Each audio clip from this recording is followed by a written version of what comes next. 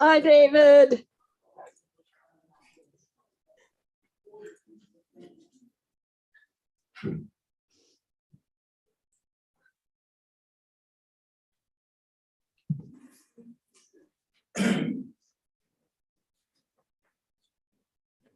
Gary's going to do it by real time. We're 32.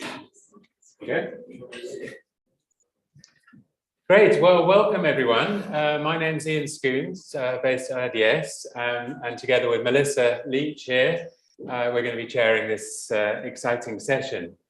As many of you know, at IDS this week, we're celebrating the work of Robert Chambers, who's with us here, who, as everyone knows, is one of IDS's most long-standing and influential and inspirational members.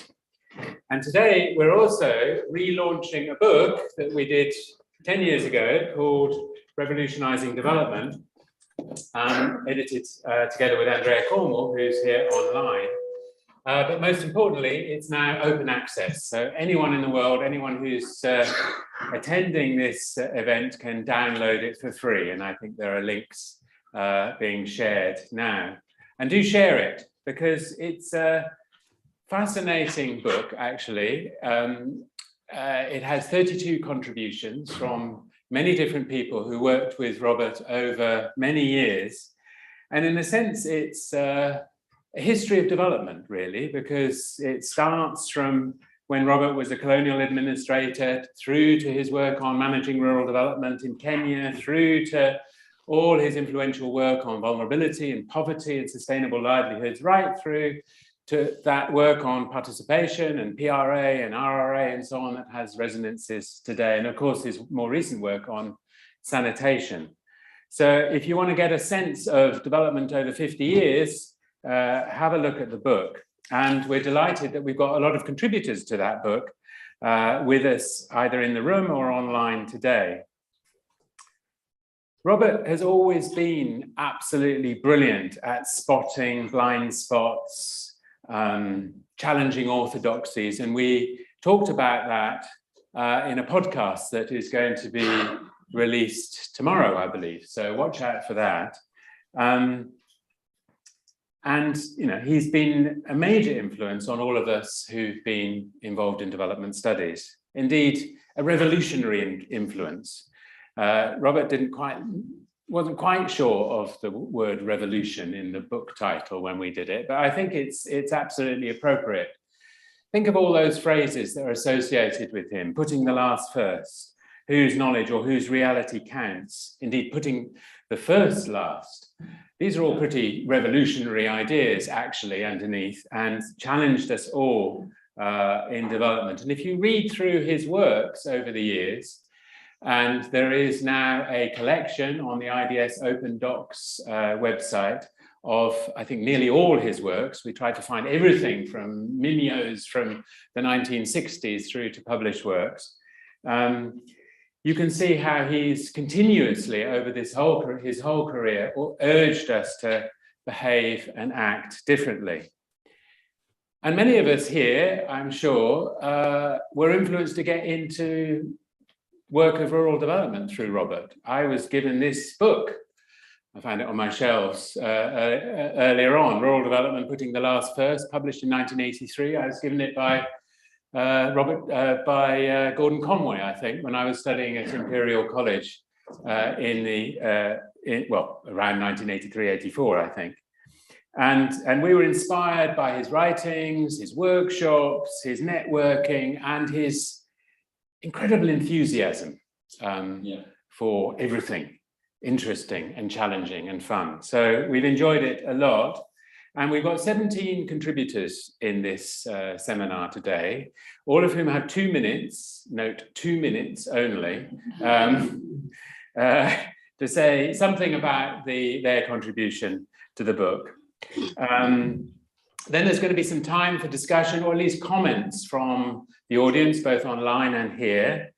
And indeed, if you don't have time to present your comments in this session, there's a a space online for testimonials and reflections that's already filling up with contributions that, again, is going to be shared on the chat.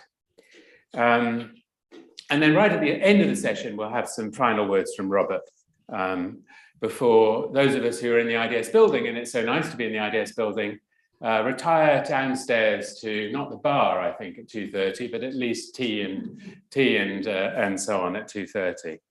But before all of that, I'm going to hand over to Melissa, who has written a really fantastic new foreword to the book, which again is available online, and updates it and refreshes the ideas that were in the book, and she's going to contribute now.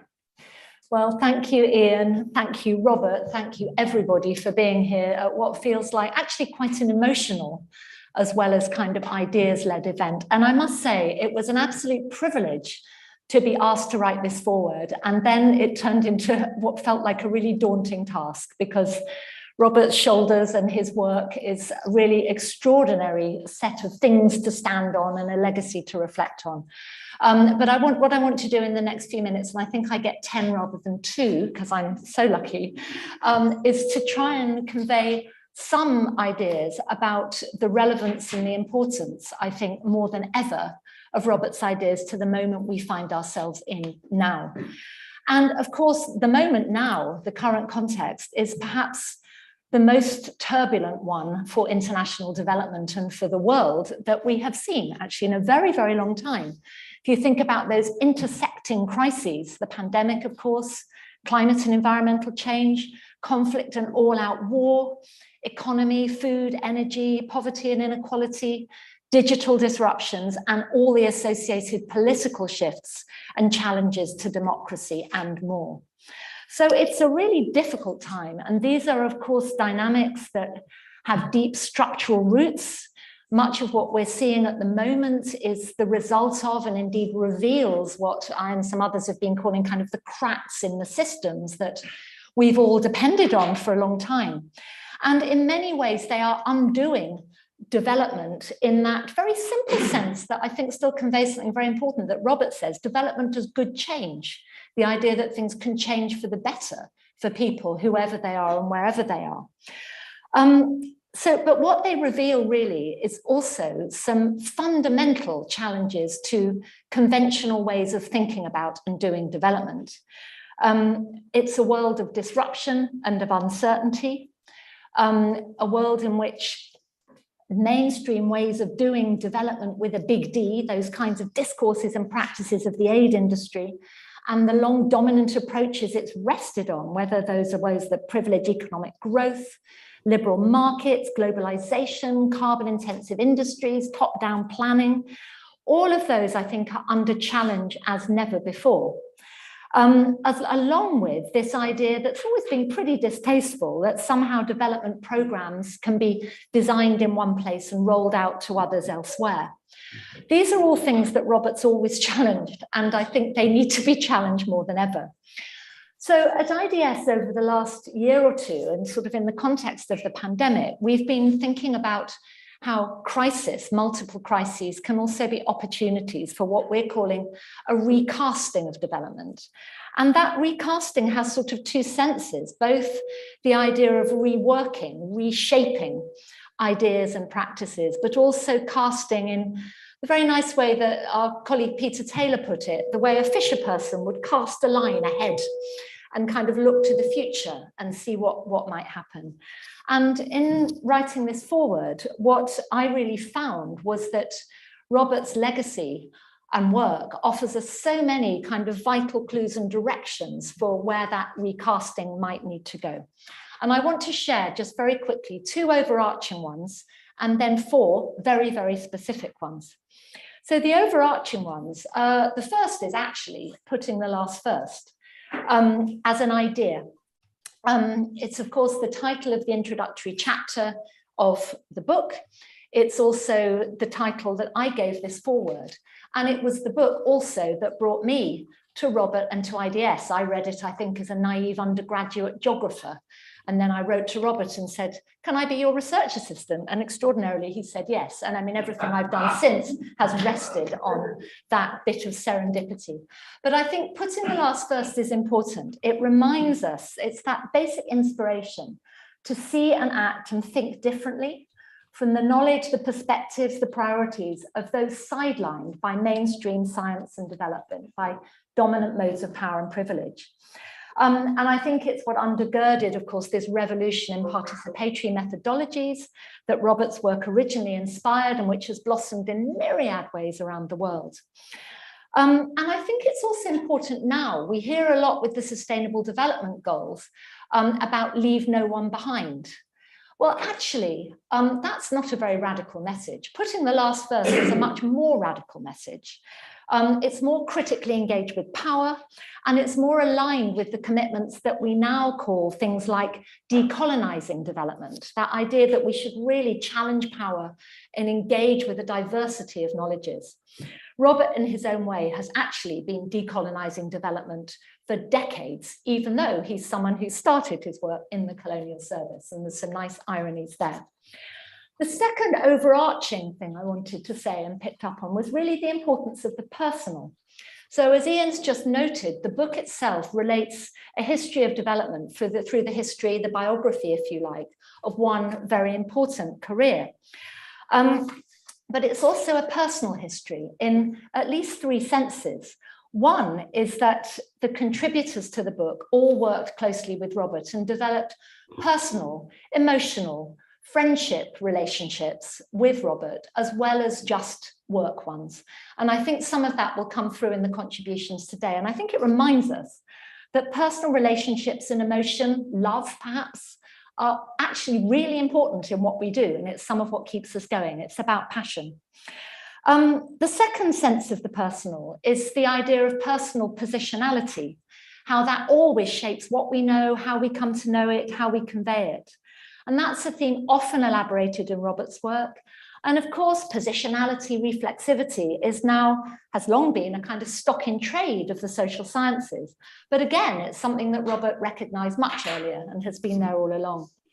And then, of course, there's his fundamental argument that the personal behavior and power and agency is vital in shaping change, recognizing the capacity of individuals to do and know differently, and for that to make a difference. And that, again, is something that I think Robert's work constantly reminds us of, even as we also recognize the structural dynamics that are part of development and change.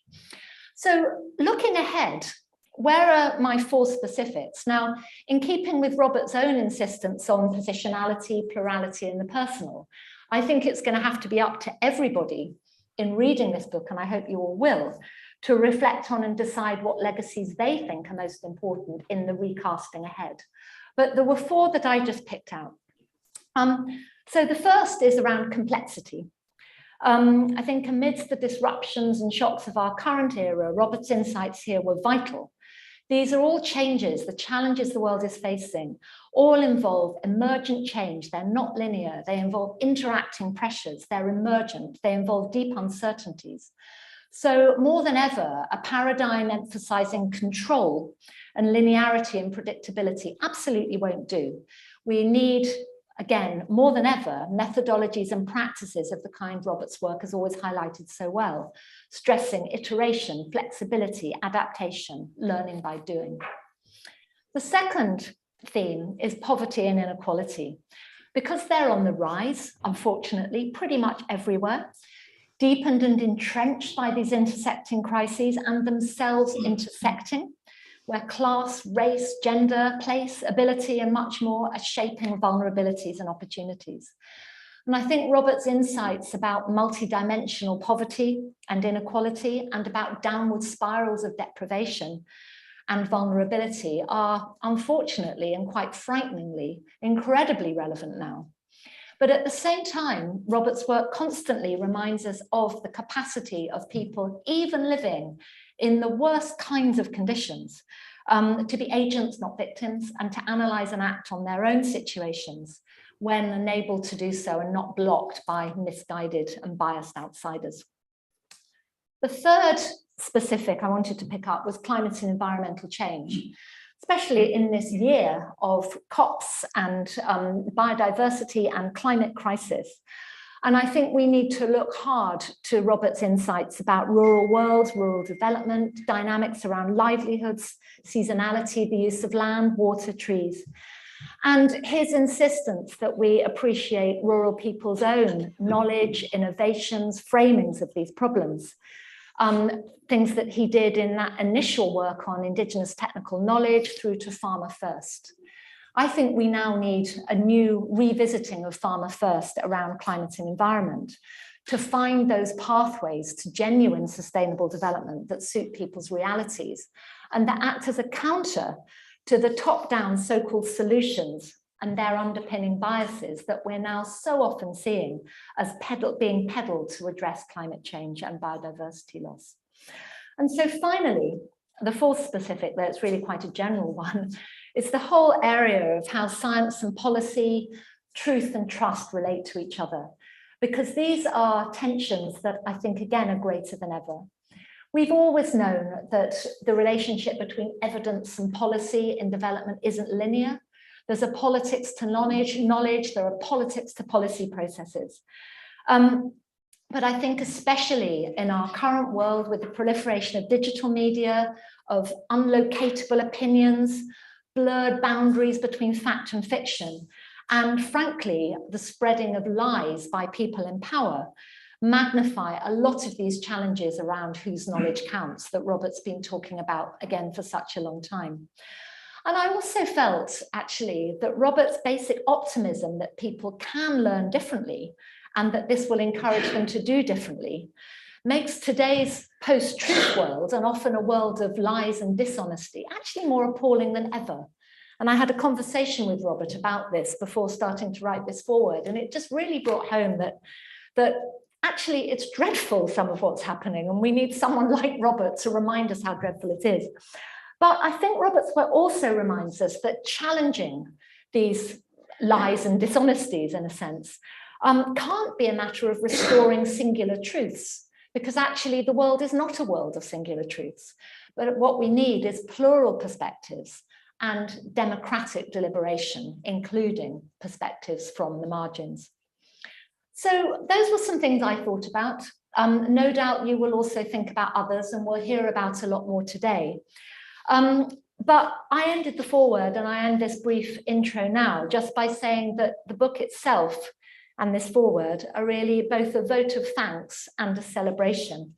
And I'd like to say both personally and on behalf of IDS, where we're really so privileged that Robert has based this long and incredible career, for such an extraordinary legacy and for an ongoing set of ideas and commitments that are both personal and unique. Nobody else could have made them, but yet also of such incredibly broad and general relevance. And as we think forwards now to recasting development for the next period, I'd just like to say, may the insights continue to inspire all of us and everyone, and may this revolutionary spirit continue and spread even more widely. So thank you, Robert. Thank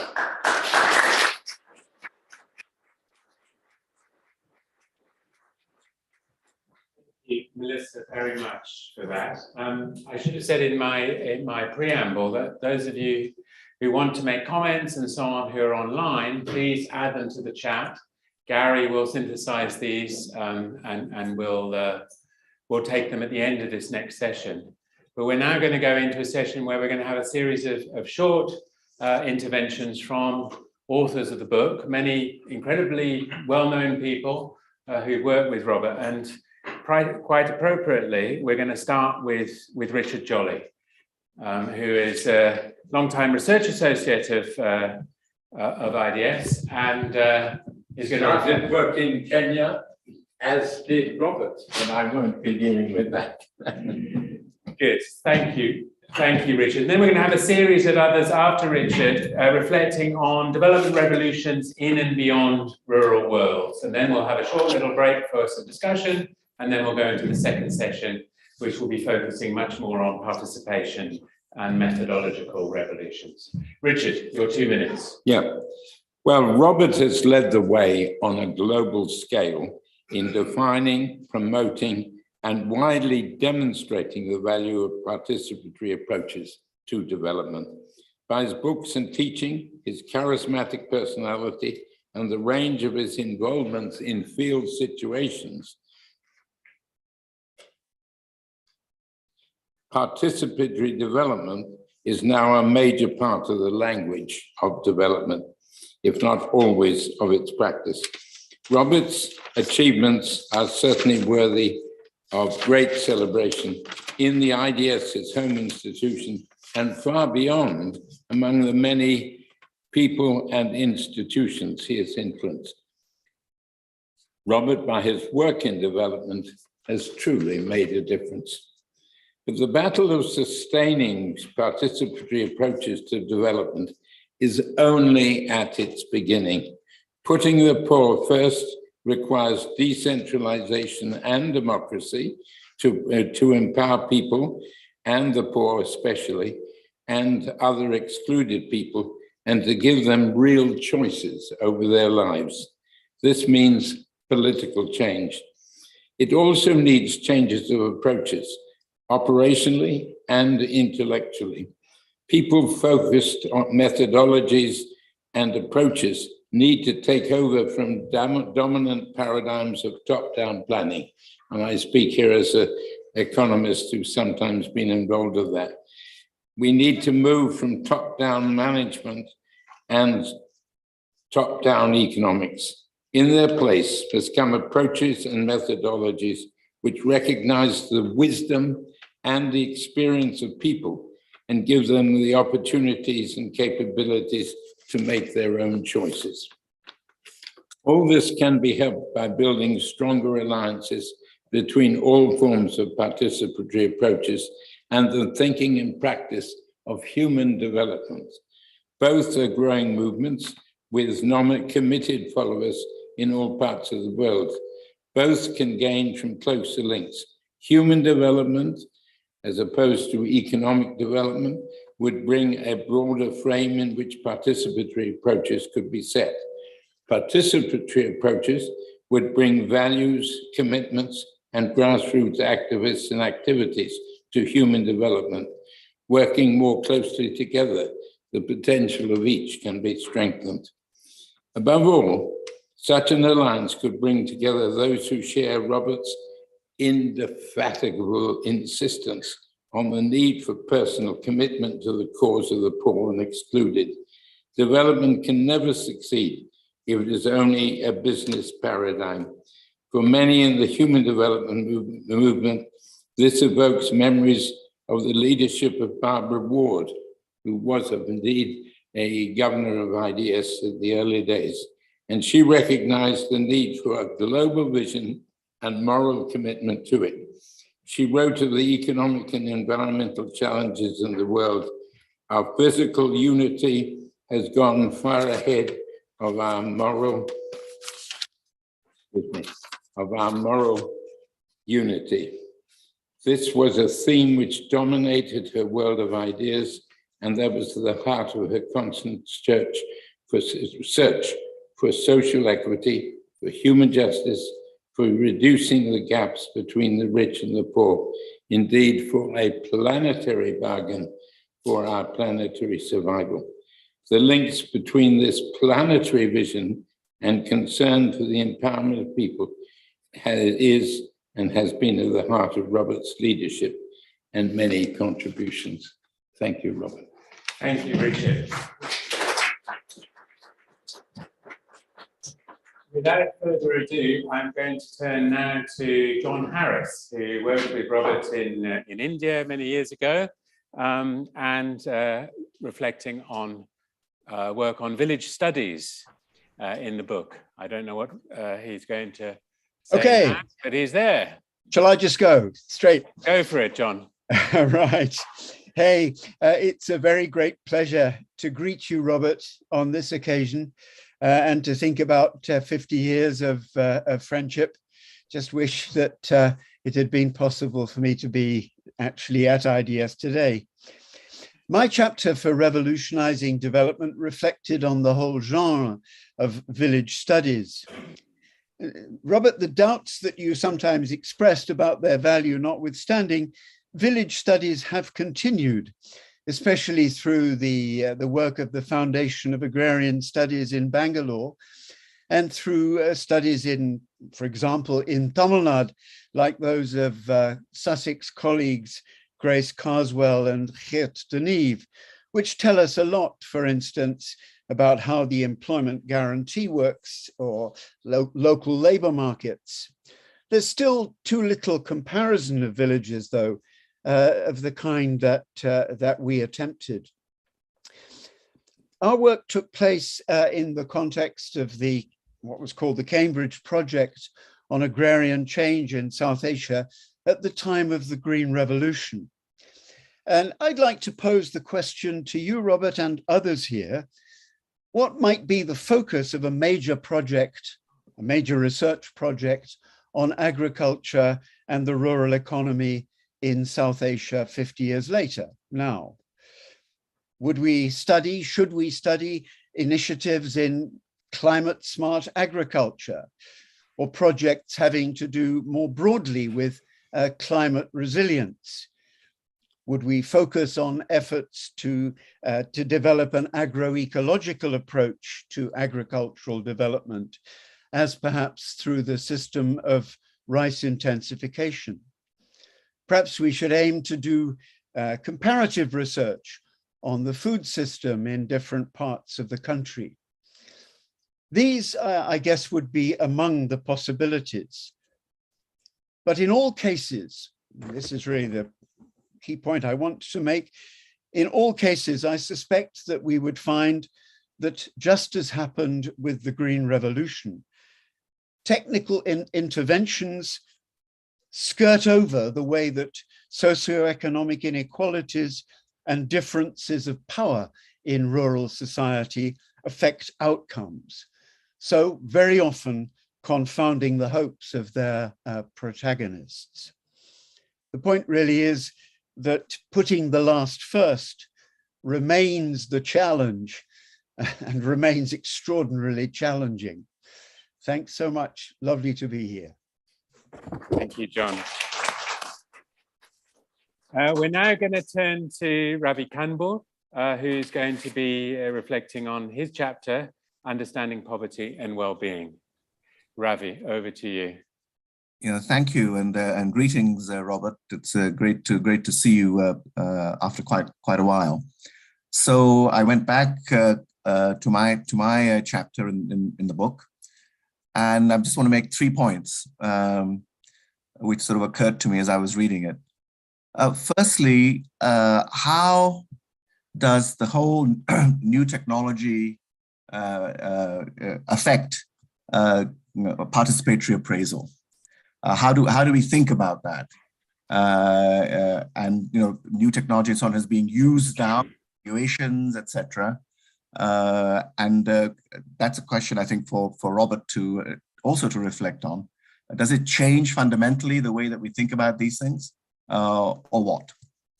My second point is to do with the ongoing tension that I see between an empiricist positivist perspective, which comes very naturally to an economist, and the sort of critical theory, critical hermeneutics type perspective, where the notion of truth itself is questioned. So in a sort of Habermasian way, the consensus theory of truth, truth is the property of a statement which has been argumentatively or discursively validated. I think those tensions still persist. Fundamentally still persist, particularly as economists work with people from other social sciences. So that was the second thought that occurred to me when I read my contribution. But the third and most important thing, which was the focus of my chapter, was really motivated by Robert's statement. It would seem that it is we, the professionals, the powerful and the influential, and those who attend roundtables and summits, who have to reconstruct our reality to change people. So, and I also quoted Ross Coggins's famous poem, The development set is bright and noble. Our thoughts are deep, our vision global. Although we move with the better classes, our thoughts are always with the masses. So it's this personal dimension which I reflected on in my thing.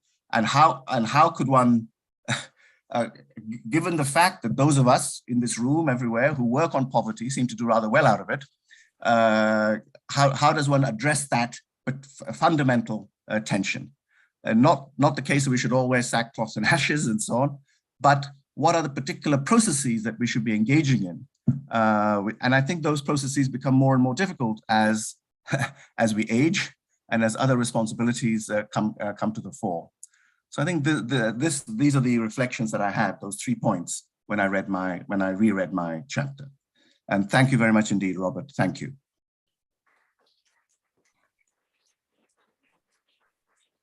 Thank you so much, Ravi. Very important points all. We're now going to have a contribution from David Leonard, who is online, but also has prepared a presentation earlier. So I think James is going to run it now. Hello, I'm David Leonard, retired professor from the University of California at Berkeley, but also from the University of Nairobi and the University of Dar es Salaam, and a former professional fellow at the IDS. I have known Robert personally since 1969, when he returned to Kenya to lead the evaluation of the country's Special Rural Development Program, also known as SRDP. And I worked under his supervision on that program. That was an important period of transition in Robert's professional life, after which he went to work on irrigation in Sri Lanka and then India. In Kenya, Robert had first been a colonial district officer and then was known for research and training on administration there. In Sri Lanka and afterward, his priority commitment became participatory development. This transition reflected the deep commitment to public service Robert had always had, together with his simple living and incredible work ethic, and focused him on involving the poor in their own development. His willingness to change course and focus on critical new issues became distinctive traits in his career. Over the last 50 years, Robert has remained a valued friend, and I have followed his professional work with interest. But we have not worked together since in that 50-year period. I don't know the issues on which his thinking is trending now, nor where else he might want us to go. I'm sure it still reflects his commitment to the poor and to participatory development. He remains an example for all of us. Thank you, Robert, for a career well conducted and being a very good friend. Thank you so much. Thank you, David. We're now going to turn to Barbara Harris-White, who's going to reflect on her chapter on technology and markets. Barbara, you're in a cold Oxford, I understand, and you're here with us somewhere. Hello, everybody. Can you hear me? Yes. I would like to share a screen. I have 4 images I would like to share.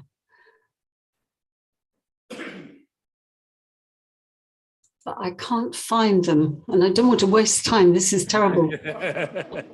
Oh, we rehearsed this before and everything went well. I don't know where to find them. Share screen at the bottom. There's a green button. Yes, I've done that. And they should it should be there because you had them before. Oh gosh. You could open the file then. You'll have to search on your computer. Oh, I'm so sorry about this. This is. Don't worry at all. Maybe we'll move to Norman quickly. And yes, why don't you do that, and I'll recompose all this and see what I can. Right, don't worry about it. I'm so sorry. No, this is Zoom life. We live it daily. Norman Uphoff is, oh wow, from the audience, Norman. Norman is going to reflect on his chapter on community participation.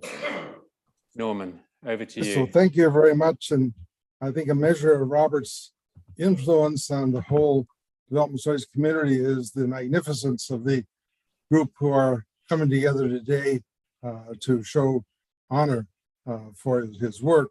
I've also sat here wondering whether Sam or David should get the prize for best mustache, but we'll leave that for others to judge. My association with Robert goes back to 1968 when our paths happened to cross in Ghana, and one of my thesis advisors was hosting him in that country. We spent a wonderful day together and then sort of separated. Next thing we knew, years later, was that we were both working on participatory development. In the 1960s, 70s, there were sort of two schools of thought about development. One saw it in very instrumental terms. It could lead to greater efficiency, longevity of projects, all designed from outside, or it could be championed as a human right, as a good in itself. So was participation instrumental, or was it to be consummatory, to use David After's terms? Well, Robert said it's not either. He didn't buy into either. There were elements of both, but essentially he wanted practice. He wanted to put participation to work, so to speak. He did that with his work in irrigation, which I also ended up in. He did it then with his PRA, PAR, etc., which really were magnificent contributions, in large part because they were so concrete.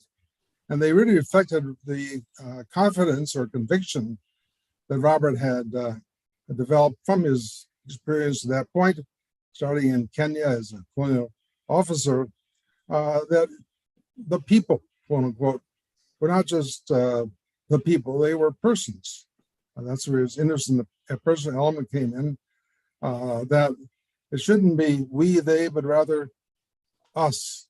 And I think Robert's life in many ways can be summarized by the shift in pronouns, or the content and meaning of these pronouns, we, they, us, our, which has been very, very important, that the quote unquote, the people are individuals. They have strengths and weaknesses.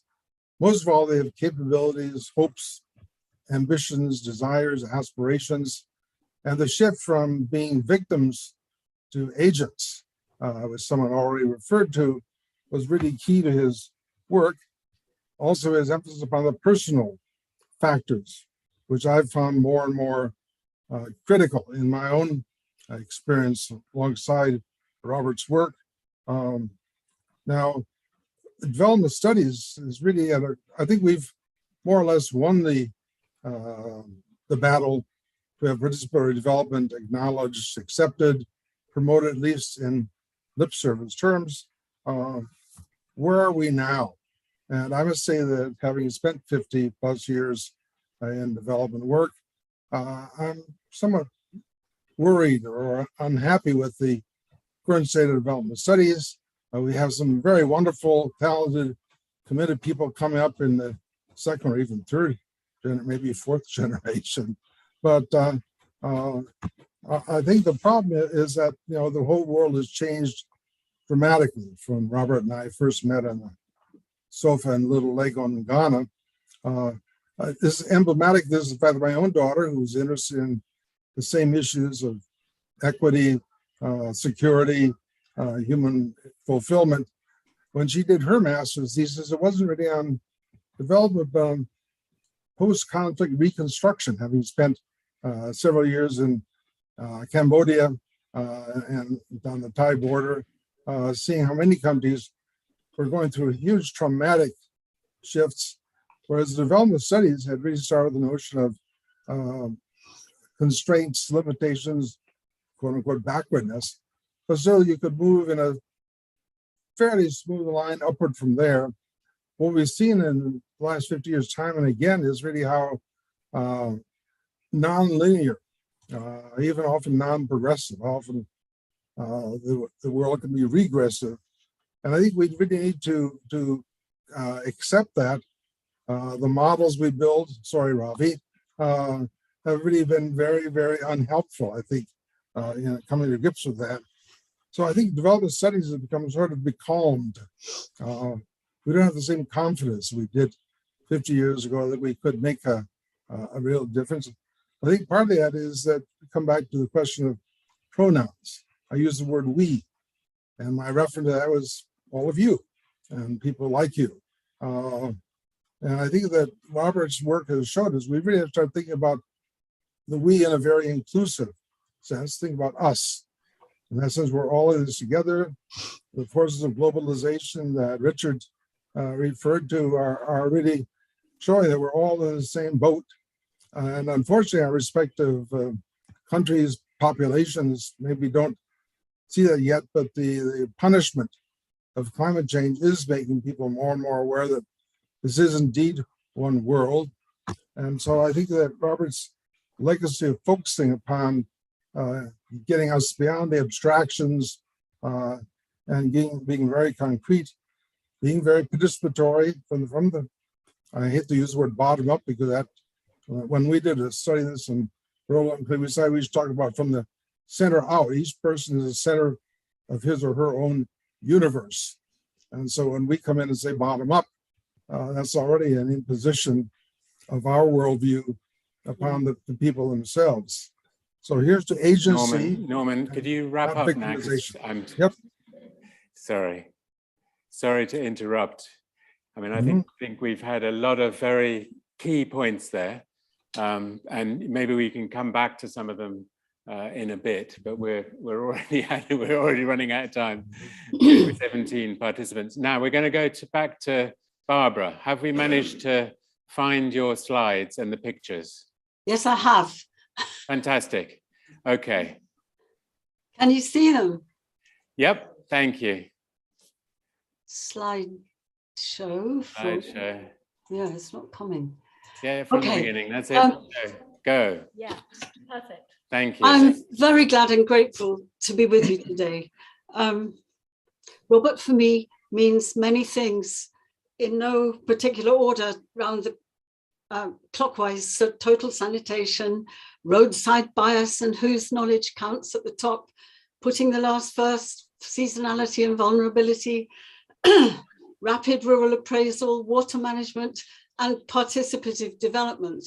Come the autumn, it will be 50 years since we met in Cambridge, and Robert had a huge influence on the start of my working life. We were both rock climbers. Here on the left, Robert is south of Vellore in North Arcot district when he was the deputy director of the project on agrarian change. In my chapter, I talk about how Robert watched as a dinosaur monster questionnaire in village studies was prepared in Cambridge. And there was a long running debate after that on whether that was the result of arrogance or whether it was deference and diplomacy. And Robert abandoned the idea of monster questionnaires and went in very creative other ways. And I am still writing about how to do them better. Because for my field, rapid appraisal simply doesn't work. I'm now working with colleagues, young colleagues in Pakistan and India, very much in the same slow way that Robert despairs of.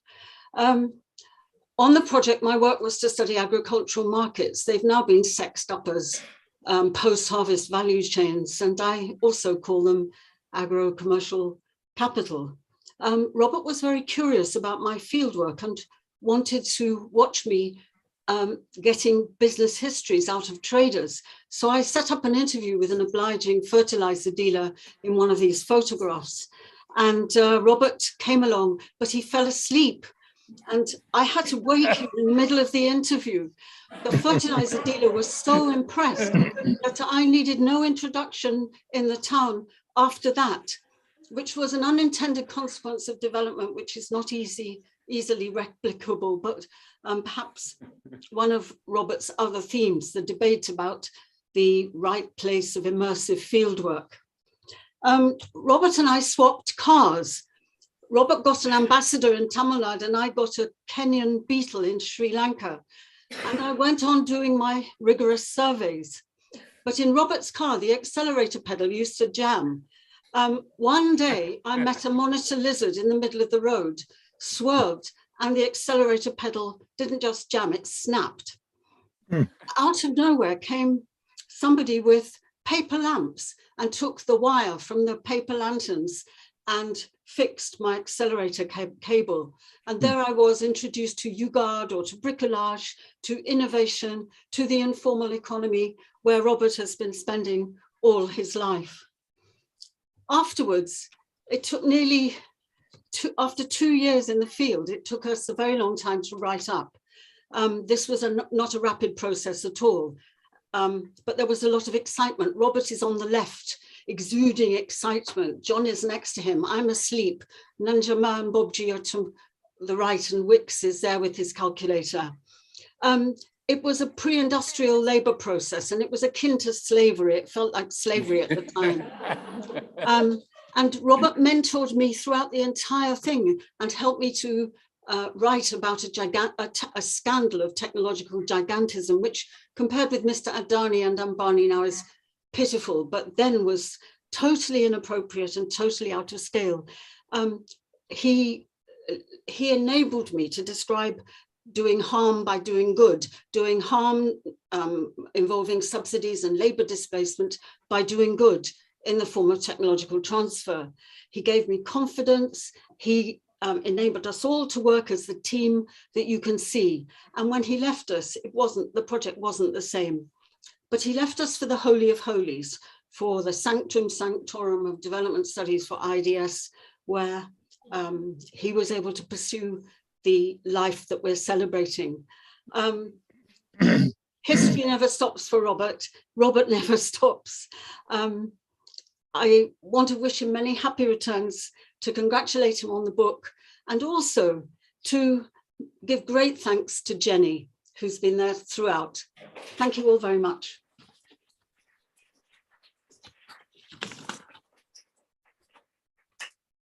Thank you, Barbara, and thank you for those. I'm so glad you found those pictures. And Robert confirms that all the things you said were true. So we're now going on to Stephen Devereux, IDS Fellow, to reflect on Robert's work on vulnerability. Stephen.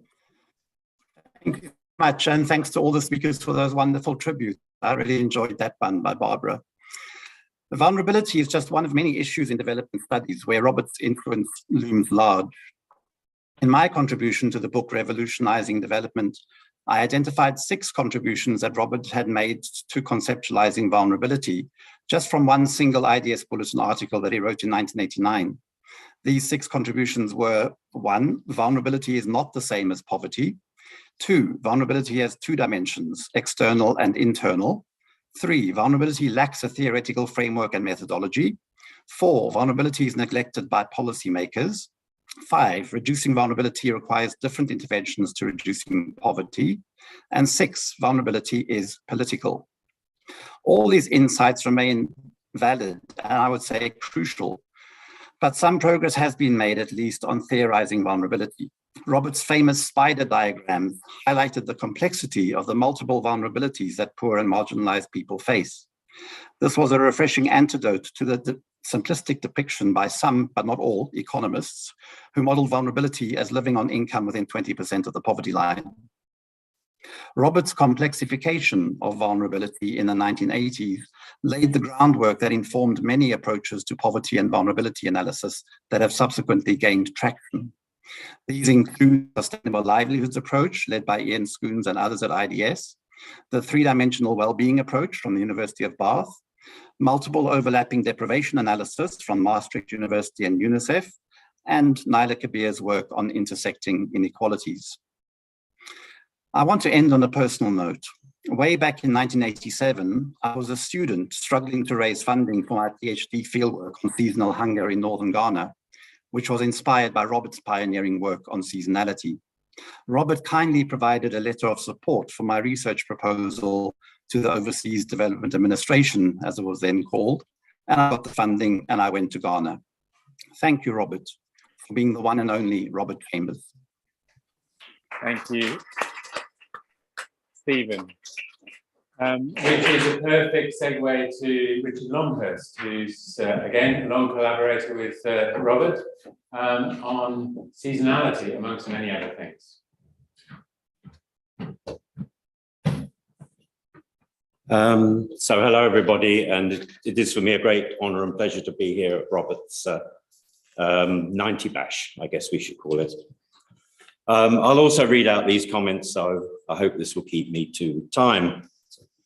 So we all know that seasonality has a severe impact on the lives of poor rural people, affecting the prevalence and distribution of disease, nature of agricultural production, child nutritional status, and availability of returns to labour and prices of food, among many other things. Linked to this are other phenomena, such as sanitation problems, as highlighted by recent research from Chad carried out by Tufts University. So all these phenomena converge to bring considerable disadvantage to the poor. And in addition, the distribution of resources and power, both nationally and locally, accentuates the impact of seasonality on the rural poor. So I called my chapter Uncovering the Obvious and Implementing the Complex.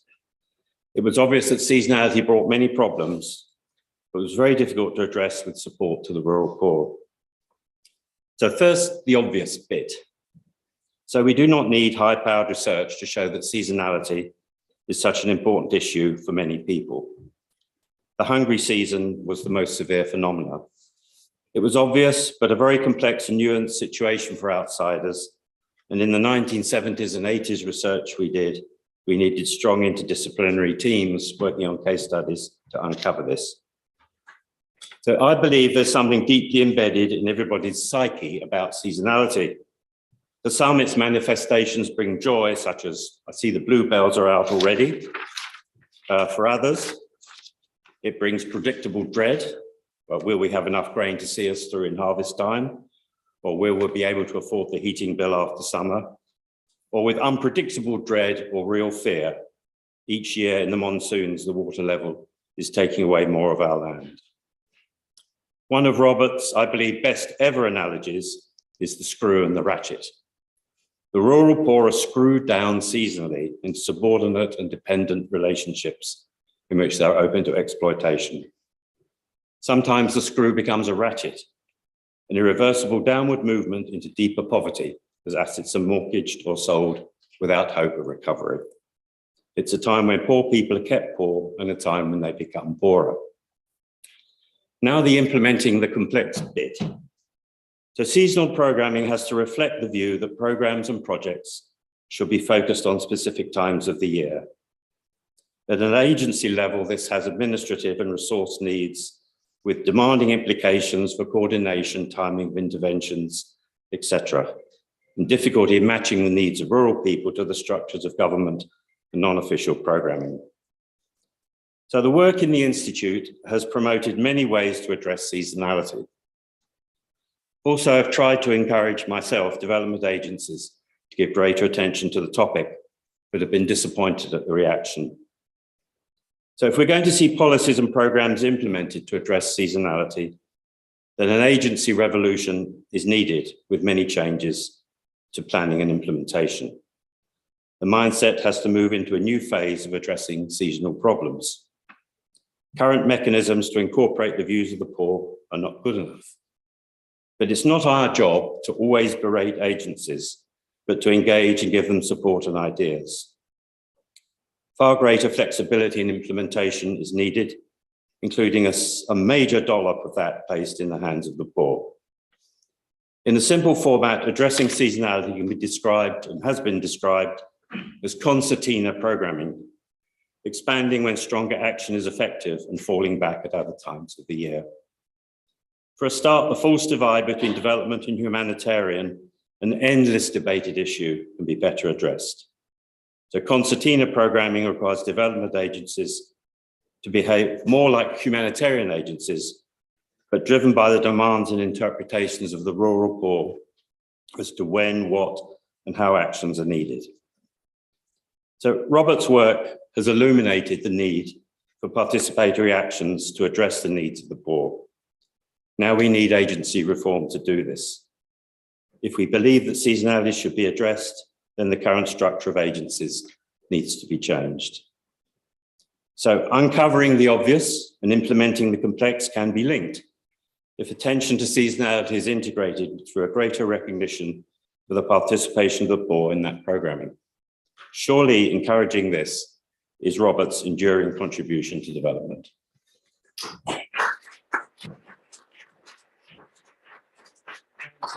Thank you very much, Richard, and thank you to all of the speakers who've contributed so far. Inevitably, we're running over time, which doesn't matter terribly because we've had lots of fantastic contributions, but we're going to ask if in the next few minutes, if there are any comments or reflections from the audience before we move on to focus much more on methodological revolutions and participation. I don't know whether there's any online.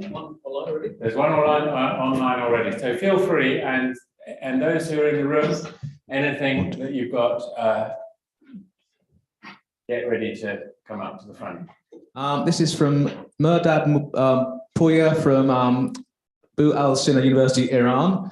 I had the honor to translate the book by Robert under the title of Ideas for Development in Persian. It was published last year in Iran. I would like to ask you to ask him on my behalf how he kept his sense of humor in all these years of working hard for the poor from a rich country neglecting a convenient life. Well, we'll leave you for that at the end, Robert, if you can. Yes, okay. No, okay. How do you keep good humor? Robert, in the podcast that's released tomorrow, Robert ends the podcast with beseeching us all to continue to have fun, which I think is a wonderful push for all of us to engage with fun and joy and enthusiasm with our work in development while we're dealing with often very challenging and difficult questions. So yeah, that's another advertisement for the podcast. Is that right, Gary? Yeah, definitely. Yes, please do. Yeah. Any thoughts or reflections from the room? There will be time at the end. You've heard a lot of people who've engaged with Robert. Not all of you who've engaged so closely with Robert, but have probably heard about him. If you're in this room, I suspect that's true. Anyone? Don't be shy. Okay, well, we can leave it until the end. Do think about other thoughts and reflections, and we'll add them to the list later. And those of you who are online, please continue to add things to the chat. I've seen various things pop up, but if you've got any particular thoughts, questions, comments, as our colleague from Iran did, please add them as we go along. So, Melissa, you're going to manage this next section. Excellent. So we now move into the second half, although there's quite a lot of blurring between them, where we're looking particularly at Robert's contributions to methodological revolutions in participation and some others as well. And to start off our contributions here, we have John Thompson, who is a fellow here at IDS, to share thoughts on from RRA to PRA to PLA and beyond. So John's here in the room with us. John, over to you. Thank you so much, Melissa, and thank you for all of you for being here and for this opportunity. Welcome, Robert and Jenny. It's terrific to see you after all this COVID period. and to be able to make this small contribution. I was able to, can we see that top? Yeah. I guess we can just, I don't know if we can hide that, but I was able to contribute to the original volume a decade or so ago with my colleague Irena Hout, used to be at the International Institute for Environment and Development, on Whose Knowledge Counts? Tales of an Eclectic Participatory Pluralist. And that work was really trying to highlight Robert's insatiable curiosity to learn from others, to share across conceptual, cultural, linguistic boundaries, and always to give credit where it was due. He's been a catalyst, as we've heard, a facilitator, an inspirational motivator, who's shown us the potential for new participatory combinations and applications, and that they're only limited by our imagination and our institutional and professional strictures. So the chapter that we wrote tried to trace, very briefly, it must be said, Robert's contributions to the development of what we've already heard on rapid rural appraisal, participatory rural appraisal, and broadly what we were calling participatory learning and action. But I just wanted to show this slide because this is a relatively recent image taken of a gentleman, Dr. Elliot Dosu-Yovo, who's an agriculture and climate change specialist at Africa Rice Center, one of the consultative group on international agricultural research, the CGIAR, who was awarded last year the Norman Borlaug Award for field research and application, the so-called World Food Prize.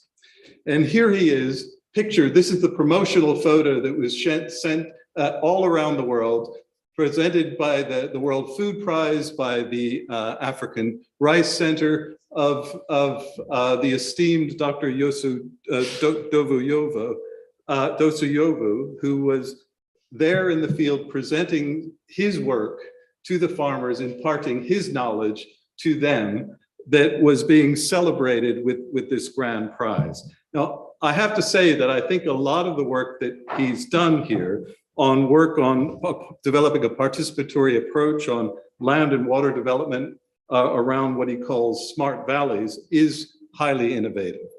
But it's this concern about the framing, the presentation, yet again, of the expert imparting knowledge to the farmers. Who holds the stick is that question at the top.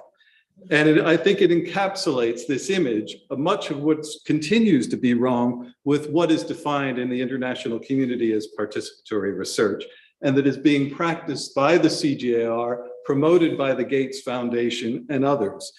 Now, in his talks on RRA and PRA and what he's referred to as participatory pluralism, Roberts argued again and again that changing relations between the researcher and researched, between those who initiate and those who participate in research and development processes, really involves fundamental political and personal transformations, or they should.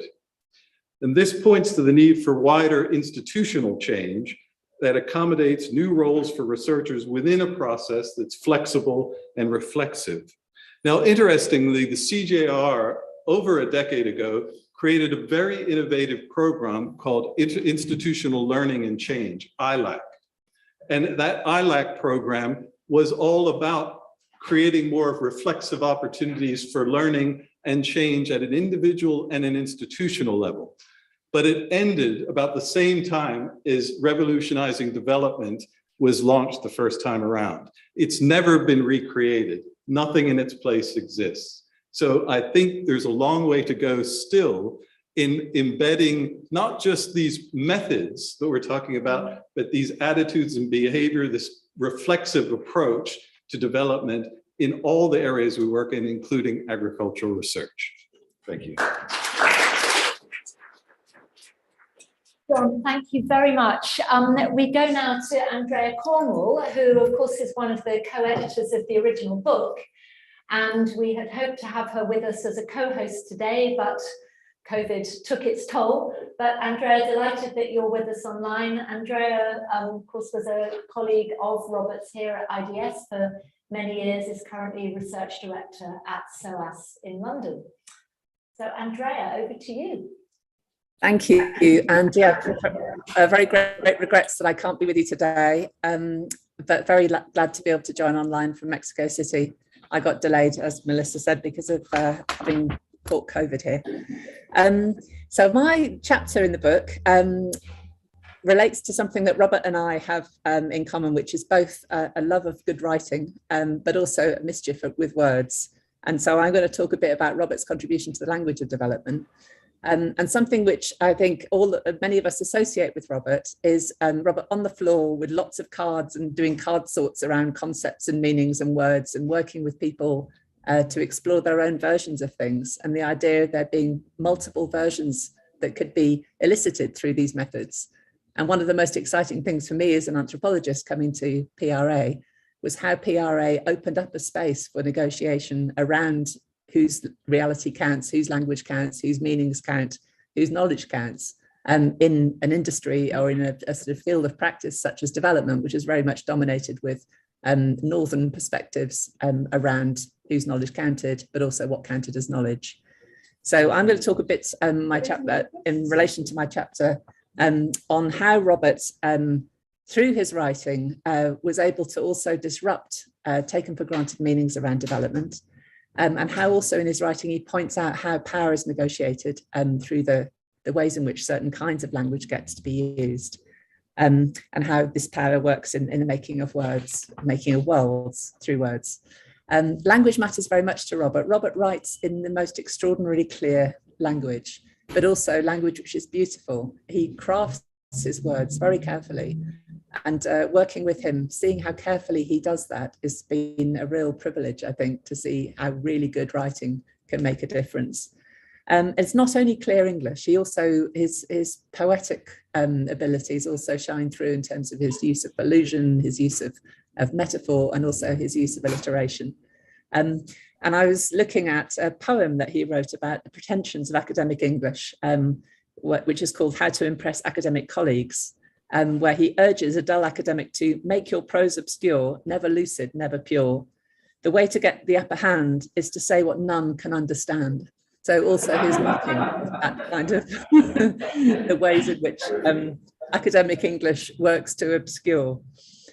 And also, it's not only clarity, it's also, as I said at the beginning, mischief. I think one of the things that many of us have enjoyed about Robert's writing is his footnotes, and some very hilarious footnotes involving toilet training, economists and lampposts and all kinds of fun things. So another piece of stuff around Robert's use of words or engagement with words is a brush that he had with the World Bank, which involved, as he put it, death by 1,000 edits, where he then came out of it with a kind of a more sort of embodied understanding, having been part of that process of how words are used as part of power games. And he wrote poems about this as well, a poem, Words of Power. And he notes how language is used to legitimate action, to maintain dominance, to camouflage and conceal realities, to sanitize, stereotype and stigmatize. And so his analysis of the ways in which the World Bank and other development institutions use language to defend their own practices or to retain a hegemony of the ways in which people are framing certain issues is very important, I think, for lots of us. Somebody was saying this, but also that this is something that came to be disrupted through Robert's analysis.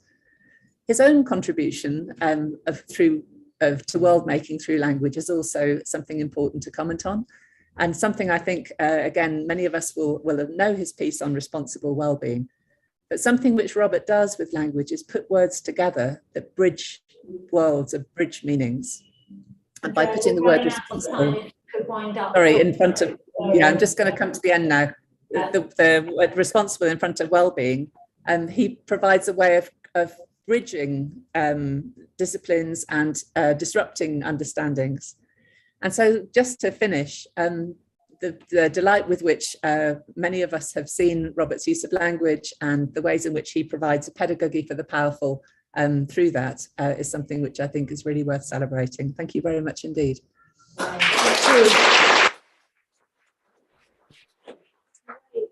So I'm going to turn now to Ramesh Singh, who wrote a chapter about development in action. So Ramesh, delighted to have you with us. Over to you. Namaste, Sawadee from Bangkok. Thank you very much, Robert. As I say, I have worked with Robert in different capacities, and he has influenced me in many different ways, both personally as well as professionally. But obviously, the main route being making me more political. The impact of putting the last first and the participatory learning that I did probably saved me this agronomist seed technologist to going to work from Pioneer or Cargill and stay in the development sector.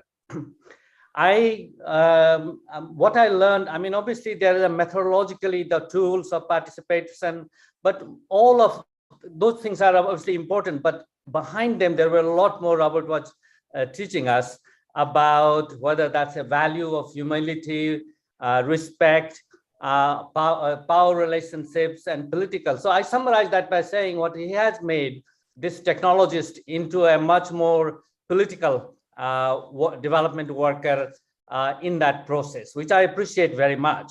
And actually making that, and that has worked with me for all this period. In fact, I was just saying how many ways he has. But the second thing he has done, which is normally not spoken, is how much he have connected people. Just around this participation list and others, I have my teachers and trainers and colleagues, and I can say many, if not all of them, were through some by design, obviously, of this event, Robert. So he has connected south-south, south-north in a manner that is actually cannot be quantified, but the impact of that is felt. Even as early as recent as yesterday, in the re-strategizing process of the Nepal Participatory Action Network, which Robert inspired to form, we were debating, how to recast, reframe the participation and network in the new Nepal. Now, I know my 2 minutes are finished, but I'm happy to come back to this later. Thank you so much, and also for keeping to time. That was really great to hear. So turning now to Parmesh Shah, who wrote a chapter with Mira Shah in the book around participatory rural appraisal and its spread. So Parmesh, delighted to have you with us. Over to you. Thanks a lot, and it's great to reconnect with Robert after such a long time. I apologize on behalf of Mira, who couldn't be here. But we really value the friendship, collegiality and camaraderie we had with Roberts over the years. He is so much approachable, exceptionally approachable professional. I have never seen anyone so much approachable in my development career over the years.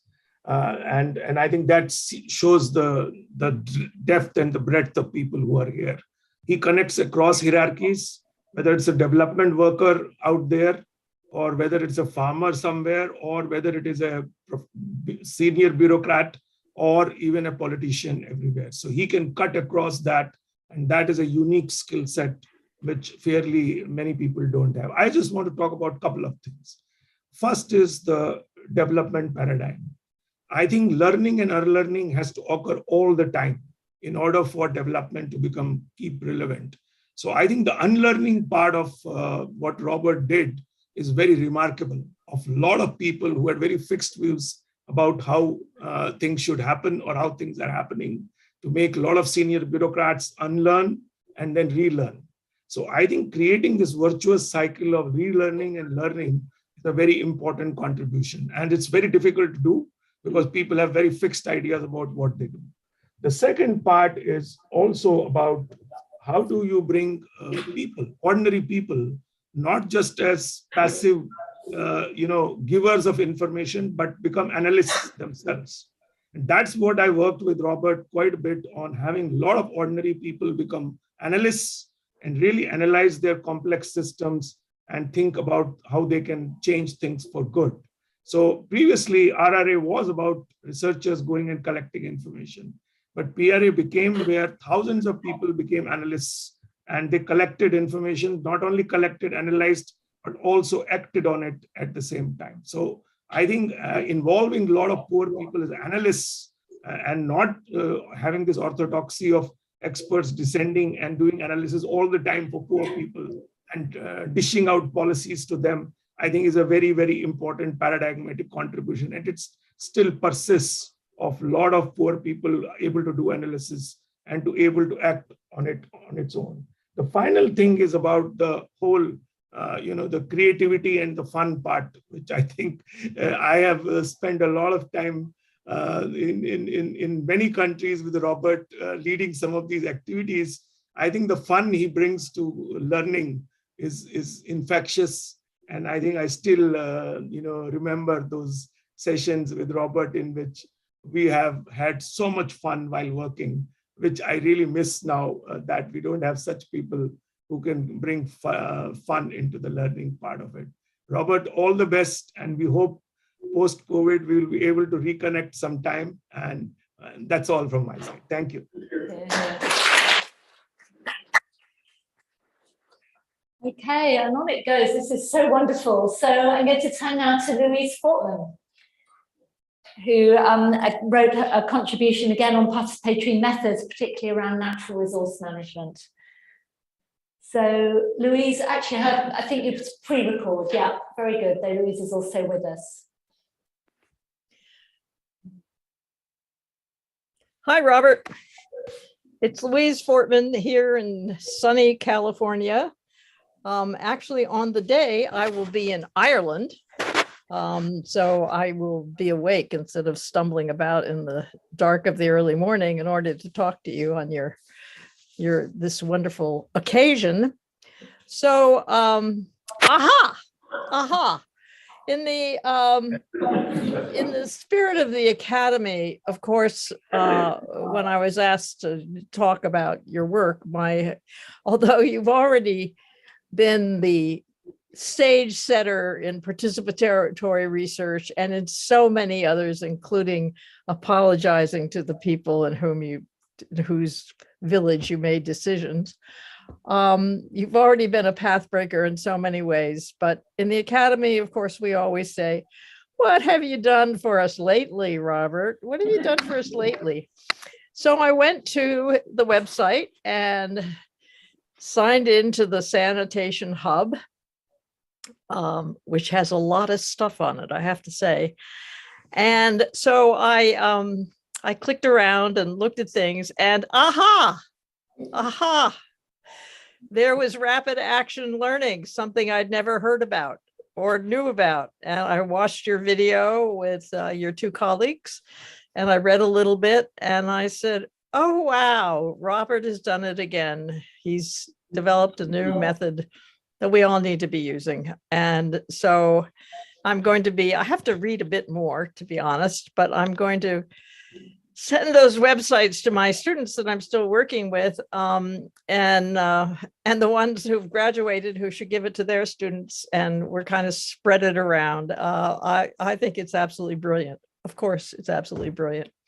So, Robert, it's my understanding that there are certain events we're not allowed to mention on our little videos, but I've never been good at taking instructions, but I am going to be discreet. So to you, see you in a couple of weeks. Bye.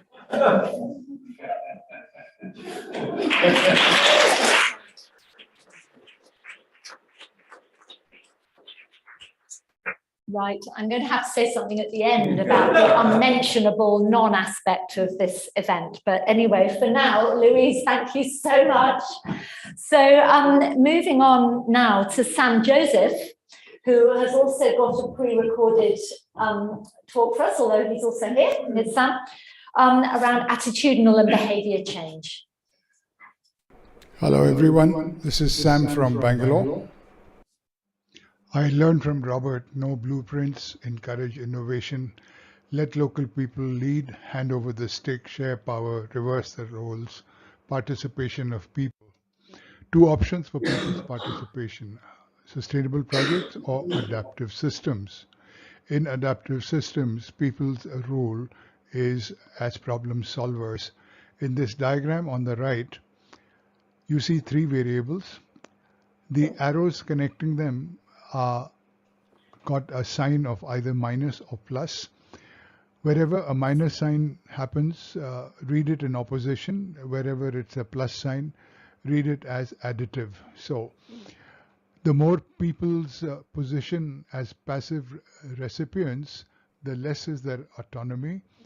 The less the autonomy of people, more passive recipients. That's the loop on the top. On the bottom loop, the more the autonomy of local people, the more they function as problem solvers, and that feeds back to increase the autonomy of local people.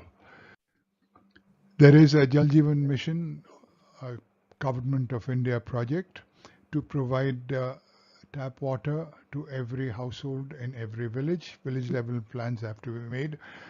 And this is, attention Robert, PRA is a must for village level plans. Repeat, PRA is a must as part of state level policy instructions.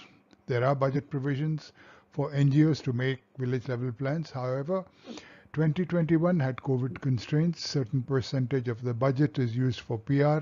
Small NGOs implementing village level plans have been struggling during COVID times, and so then their incentives for survival are also high. Local people participate in creating information, and they do take part in the initial stages of planning the village level water infrastructure. For water harvesting, we can get topography information through Transx and Google Earth. However, the power to act has limitations. Mid-21, government said complete this project by end December 21. So, in some villages, some participation may happen. In most villages, rest in peace participation processes. People as passive recipients is the result. Hello everyone, this is Sam from...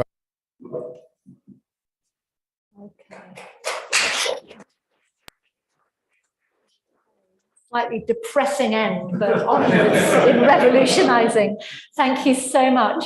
So turning now to Antonella Mancini, who wrote a really nice contribution with Rosalind David. And I think Antonella is also online, but they pre-recorded their video.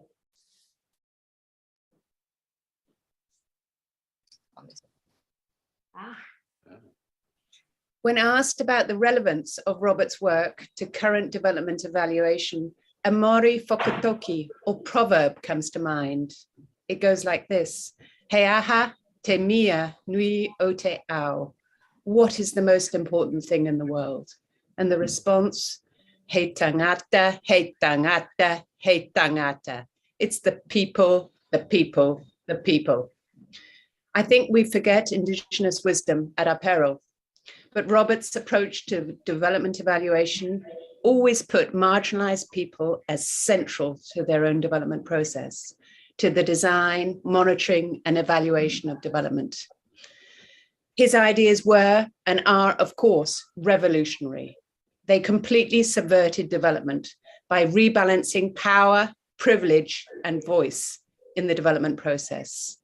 And these principles of rebalancing power, privilege, and voice cut through that plethora of evaluation methodologies and quantification that then, and perhaps even more so today, constrain and define most development initiatives. Yes, Robert's work was way ahead of its time. At ActionAid, we were all encouraged by Robert to push boundaries, to question in whose interests were we acting. We managed to do some inspiring and excellent work in small areas, but overall and over time, the force of centralized white power and privilege dominated. Today, we are seeing a renewed reckoning with the development's colonial legacy. The radical global justice and equality movements have led to a re-examining of roles. So why is Robert's work relevant to evaluation today? Robert's work continues to inspire us to reimagine a transformed world, development practice which is truly guided by the principles and approaches of humility, of listening, and empowering the most marginalized to design, manage, and evaluate their own development. At a time when we collectively reflect on institutionalized white supremacy culture, Robert's work and his contribution to development and evaluation is more important now than ever. Heitanata, heitanata, heitanata. It's the people, the people, the people. Thank you. Thank you.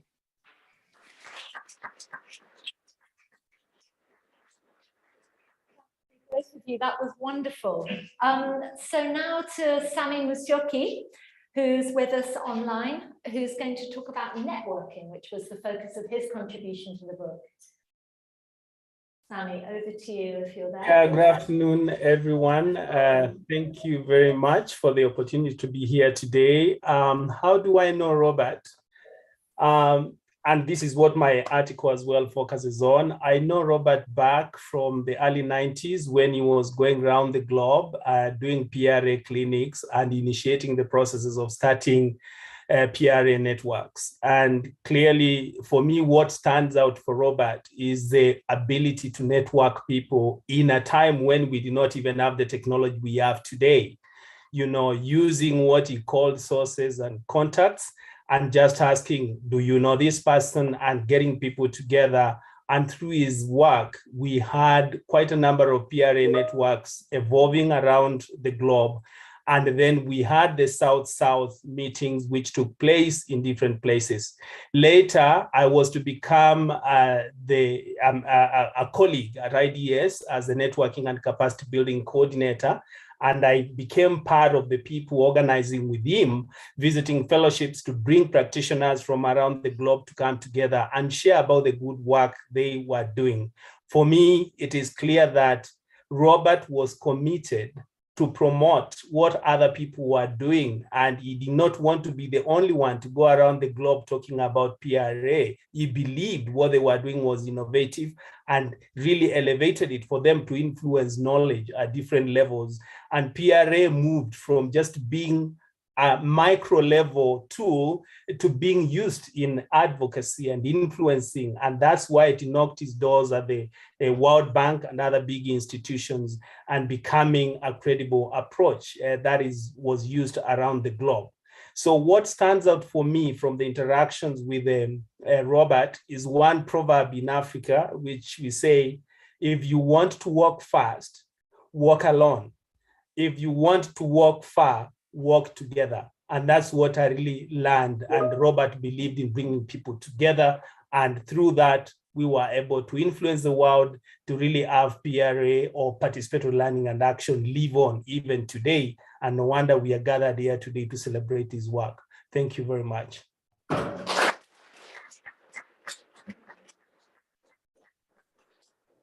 Sami, thank you so much. That was wonderful. Well, we're now to the last of our long and fabulous list of contributors.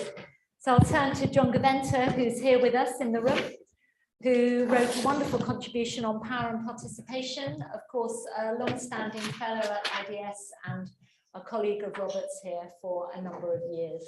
John. Wonderful so to see everyone. Robert, thanks again for bringing us all together once again. My own contribution to the book focused, as Melissa said, on Robert's writings on power and participation. For Robert, power is central.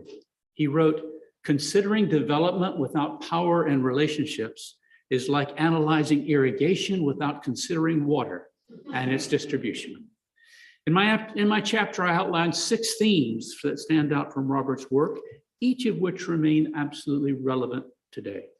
Robert reminds us first that knowledge is power, but so too are the methods of creating that knowledge. Understanding whose reality counts is critical, but paying attention to who counts and verifies that reality is just as important to amplify unheard voices. Secondly, while so much work on empowerment focuses on the participation of the lowers and power relationships, Robert's work consistently reminds us of the importance of attitude and behavior change or reversals of the uppers. But while small-scale change is important, changing institutions, and this built in Robert's work over time, is also critical for reaching the scale that the world's issues demand. But fourthly, for institutional change must go beyond attitudinal change to include more structural change.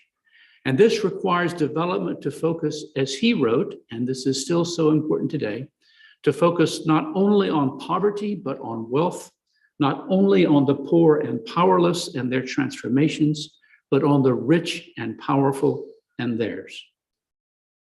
Fifth, at the same time, powerlessness must be understood as a multidimensional web of intersecting factors, as Stephen Devereux reminded us. But overcoming this web requires more than participatory methods. It also requires the collective agency of the poor themselves. But finally, and sixthly, he wrote, however, Robert being forever optimistic, as people have pointed out, that, quote, the powerful can help to support that agency. A paradox of power is the win-win that all can gain when those in power liberate themselves by empowering others. In a world more unequal than ever before, where stark realities of power and powerlessness are made more visible on a daily basis, Robert's insistence that we continue to focus on the role of the powerful in development remains as critical as ever.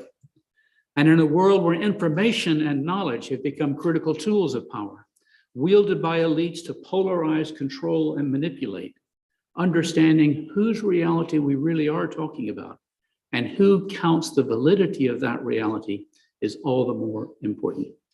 Thanks, Robert. Your insights endure and are as critical today as there have been at any point in the last 6 decades over which you have been sharing them with us. May they continue.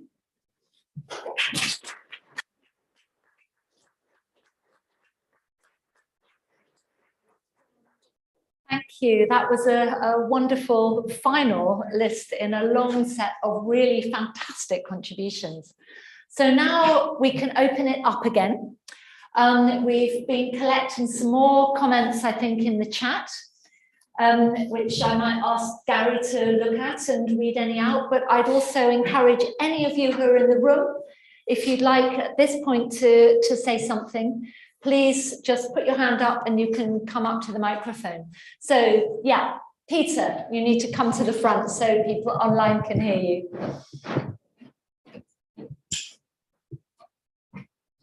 Thanks. Hi, Robert. Hi, Jenny. Lovely to see you here. I think it's been such an amazing array of luminaries who've spoken today. And of course, many are referring back to many decades of interaction with you. It really struck me how so many of our colleagues online talked about how much you influenced them when they were very young. Perhaps you were also very young at that time, but you were also ready to influence them. And I think everyone has spoken really about your contributions to thinking and practice around development. But I just wanted to highlight as well your extraordinary commitment to engaging with young, let's say, earlier career or earlier stage of professional development, members of the community, students, learners. Your commitment to teaching, your participatory workshops are absolutely legendary, and you've managed to continue doing those over many, many years. My own two daughters, who studied undergraduate degrees in international development in Canada, both came across your work in their courses. Their memory of you is crawling under a bush in your garden with you and in Jenny and your home in Kingston. So, yes, all true. You remember that bush, yes. So I think I just wanted to say that your commitment to engaging and your energy and your appreciation for everyone you interact with, but particularly your commitment to learning, has been so important. It's so catalytic. And I think that in itself has been a momentous contribution to so many people's careers and professions and development. My question for you would be, for all those who are entering this incredibly challenging, uncertain arena of international development today, or whatever we may like to call it, what are your messages to those who are just coming in? You can already be mapping out your circles in preparation. We'll save those because we're going to turn to you, Robert. Peter, thank you. So anyone else in the room? Yeah. Tessa, very good. Sorry to make people come to the front, but this is Zoom world and we have to be able to hear people. Hi, Robert. Hi, Jenny. I just wanted to say something that hasn't been mentioned yet, which is about making mistakes and being wrong. And one of the things that I've really learned from Robert, and I think is very helpful to students as well, is that one must act regardless of the inevitability of making mistakes and the importance of then owning up to those. And I continue to be inspired by your capacity to do that. So thank you. Thank you. Great. That was Tessa Lewin, who's a fellow here at IDS. If people could introduce themselves as well, that would be really helpful.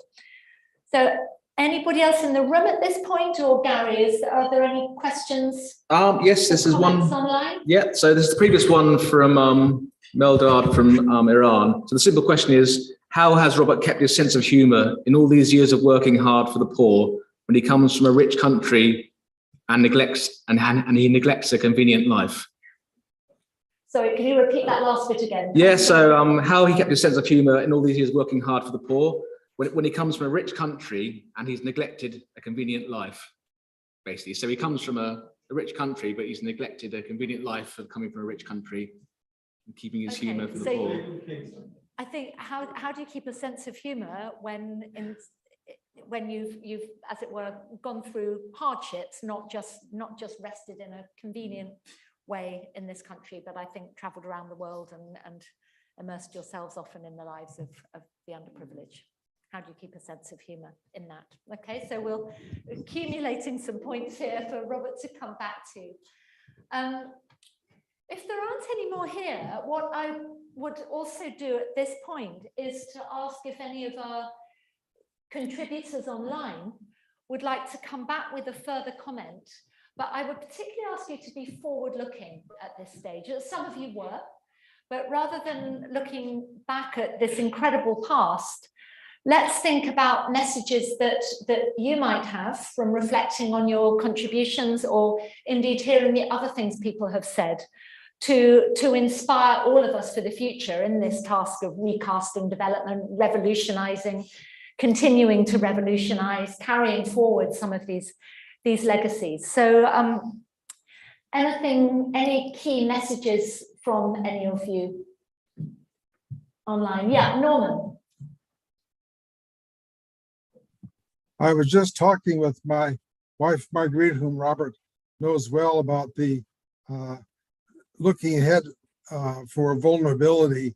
There's now very extensive medical evidence that persons growing up under stressful conditions have all kinds of deficits to make up greater than just their economic poverty.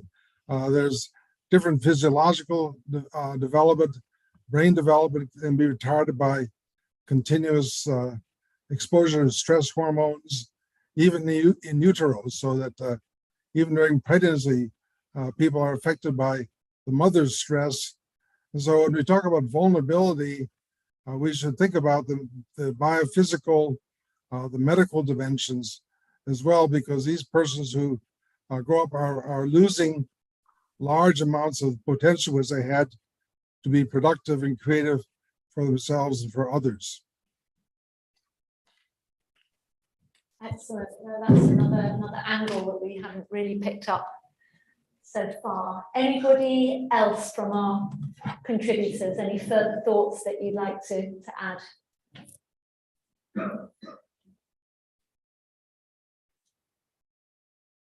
Okay. Gary, I think there are one or two coming up online. Yep. So this one is from Ruchi Tripathi. With the over professionalization of development, often as a result of projectization of aid, Robert's teachings around putting the last first, participation, power, are more crucial today than ever before. With states often abdicating their responsibilities, what role do we see for social movements and people's self-organized networks? Do we see any role for development workers? Okay, that's a good question to bear in mind.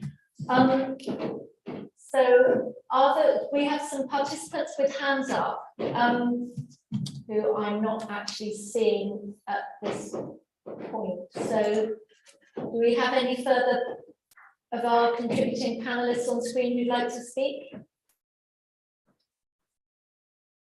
If so, just unmute your mic and jump in. Yeah, let me come in here. Robert, one of the areas we've really collaborated a lot since I moved from IDS in 2007 was really community-led total sanitation. And thanks for the contributions you've made in this sector for the last over 10 years, I would say. And really trying to end open defecation in Africa when we were writing the Tales of Shit book in Lukenya, where I live currently. And what I'm noticing is the energy in this area is kind of moving down. And this is an area we need to pick up because sanitation still continues to be a huge challenge. I do know that the Sanitation Hub is doing an amazing work to keep us networked, but definitely sanitation is still a big area and following what we've also seen with COVID lately. So need to think about that and how we can really propel the energy and build on the work you did with others. Thank you. Brilliant. Thanks, Sammy. Anybody else from our... I wanted to just share that, you know, as I was saying, we are strategizing Nepal Participatory Action Network and reflecting on the context that now the venue for protestation and solutions, as well as the platform for participations, as well as the age group, the demography has shifted, and how will that isn't that a challenge now to try and both methodologically but also in practice, bring participation of the kind and the rigor that we used to have. Good. Okay, so this, okay, one more, John, yeah. This is, I don't know if I need the microphone. This is something that's reflecting on something you said, Melissa, as well as work that Robert and others have done around. And you mentioned politics of knowledge in the age of the digital economy and all these digital processes. But what we heard through some of the contributions around method is a lot of innovative work on participatory monitoring and evaluation and party numbers, the participatory analysis and thinking about combining quant and qual. And if we think about the digital world we're in today, there are a lot of opportunities with citizen movements and citizen science that are emerging that are really quite innovative. And I see a lot of promise there for people holding their governments to account, other organizations to account, for documenting their own lives in really innovative ways and then sharing knowledge and information in ways that we couldn't have imagined 10, 20, 30 years ago. I think that's really quite an exciting area that we can be exploring in the coming months and years. John, that's great, thank you. And now Antonella, and I think will be the last. I think, in fact, it was building up on that point about sort of the means of communication. Now I've been doing a lot of work with sort of activist community groups from around the world who are using digital technology in really creative and interesting ways, and particularly in deeply difficult contexts like Myanmar and Afghanistan, and how youth are using those to kind of monitor trends in kind of hate speech and all sort of forms of sort of, you know, sort of connecting to not just within countries, but to actors and activists around the world and supporting their sort of human rights work. And I think some of these methodologies have moved on, and definitely in the work that I do, I have sort of kind of also introduced Robert's ideas to a new generation of people who are kind of working in this kind of sphere. And I think that's what I find quite exciting and inspiring as well, given the complexity and the sort of often we're hearing such bad news, but actually there's a lot of interesting work going on and a lot of activism on the ground that gives me hope. Fantastic, thank you. And then Sam, is your hands up? Okay. In the past, I understand farming systems research was the basis of RRA, and that moved to PRA and then PLA and the various other forms that followed. So considering the future, My personal opinion is that we need to use the information that we collect from all the PRA tools to assemble it into systems pictures, to bring systems thinking back into the participatory process. Thank you. Great, thank you, Sam.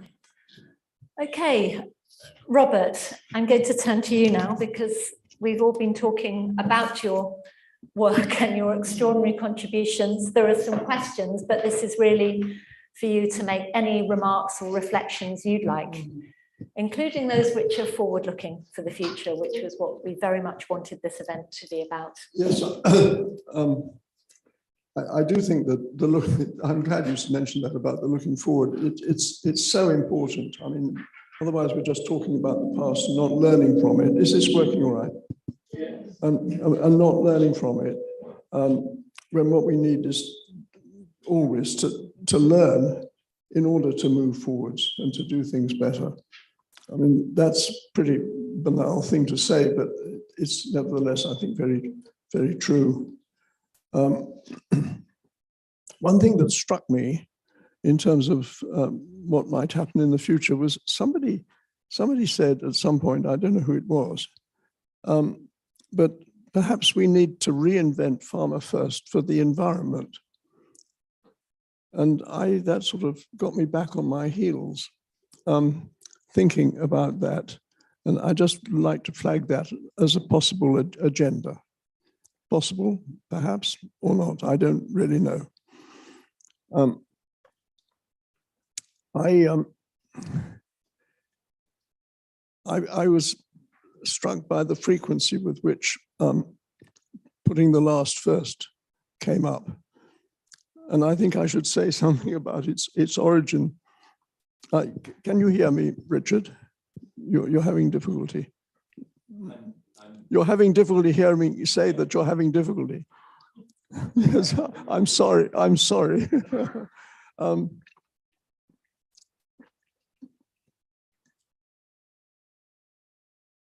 It originates actually with Jenny, and discussions which we had, in which I was still believing in the trickle-down theory, believe it or not. And Jenny kept on saying, this is really nonsense. And you remember this. Well, I mean, perhaps I'm putting words too strongly in your mouth, but that really what mattered was starting with people, and particularly with poor people. And then the phrase came up, putting the last first, which actually is transposed from the New Testament somewhere. And then it got stuck. But the vital sequence to putting the last first is putting the first last.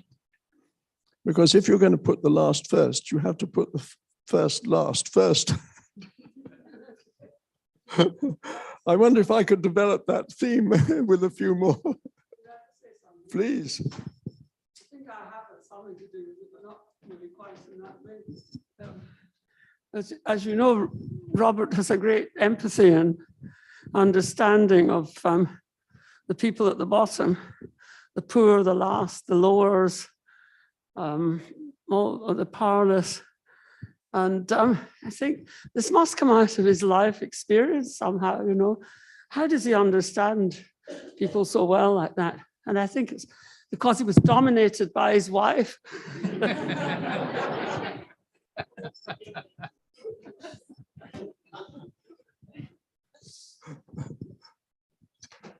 Which is part of the lesson, I think, that we can draw, that if you can have laughter in all this, you can also have learning through the laughter in a much deeper and more fun way. And if you can have fun or not have fun, why not have fun? And it may not be easy, and there are awful things in our world, but nevertheless, there's a lot of opportunity for jokes and fun, I think. In what's gone on today, there's been inevitably, because of it's built in methodologically into the way in which we're discussing and the subject. There's been over attribution, and I'm not saying this out of any sort of false modesty, but okay, I've been a common factor. But the fact is that the contributions of individuals, the individuals who've been presenting here, they don't talk about their own contributions. And so we're liable to get a very biased view because of their focus on their relationship with me and the work we did together. One thing that we haven't talked about, and which I would like to leave with you as a thought, is we think about various approaches and methods, but this is, it crops up from time to time, but it isn't called what I'm going to call it. It's ground truthing. And this is the idea that if we're working in development, we really should try as much as possible to get in direct touch with the reality and to learn from that reality. And the way in which our lives are structured, the incentive system, the financing, our time and everything, these all weigh against it. You talked about immersions, and somebody in one of the contributions has mentioned immersions. Terrific if you can do it, but it's not that easy for all sorts of reasons, which are logistical, organizational, financial, to do with contacts through NGOs and all the rest of it. But I've said this before, and I feel bad saying it again because I'm such a hypocrite. I haven't done an immersion for years and years and years. I haven't had that direct ground truthing. But if you can, and while you can, and this is, if you want a message, not too heavy message for younger professionals, which I was asked for, I would say, try to do ground truthing as much as you can. Just get out there and make time so that you can spend time. Don't go on a trip and everything is jammed up and there's a great pile up of things which you haven't done, which you need to do on the last day and all the rest of it. Ring fence time. Get people to organize it for you and then go and spend some time in a village somewhere and see what you learn, because my experience has been, well, almost mind-blowing, because you don't know what you're going to learn, but you pick up so many things that you wouldn't have known to ask about. And that's all part of what constitutes the reality, and including the reality of poor people. So that was my answer to that request. There was an inquiry about Iran, and I suggest we deal with that afterwards when we finished. If you come, I didn't quite understand what it was, but I would like to deal with that. And I think that there are two last things that I would like to say. One is a thank you, and it's a thank you to Jörn and Andrea, to Melissa, to many people who've made this possible and made my journey possible. And I'd particularly like to thank, which will surprise, I think, everybody here, I hope so. I would like to thank all the people who've done administration and management so that I didn't have to do it. And this goes for Emmanuel Decat, particularly. He's not here today.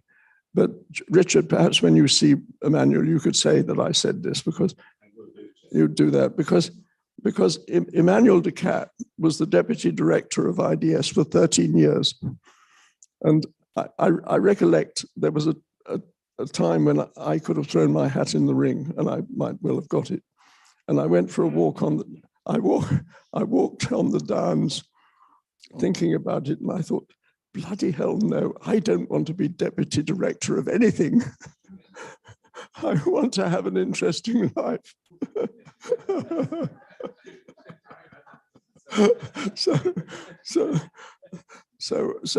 And I did. I mean, it worked absolutely brilliantly, and I'm extremely grateful to all the people, and it includes Richard when you were director and so on. All the people who've done all the administration that I could kind of, and management that I could shelter under, so that I wasn't having to spend all my time doing reports and accounts and meetings and all the rest of it, but could just get on with what I found really interesting. And all the people who funded it as well, because I'm afraid you won't have the same opportunities and privilege that I had, that again and again, and I'm staggered when I look back on it, again and again, there was a funder that came forward and said, we'll fund you. And they more or less said, don't care what you do, just get on with it. It wasn't quite as simple as that, but they were very tolerant of changes of direction in research, so that the research, if you call it that I did was exploratory. And if it's exploratory in situations of complexity, you change direction. You find things which are unexpected. It's great fun, and it's can be illuminating, and it can lead to discovering things which otherwise wouldn't have been discovered. So that would be my advice would be, if you can, be adventurous. And if you're a funder or you end up in a funding organization, see if you can fund people with a lot of flexibility without deliverables. An awful word.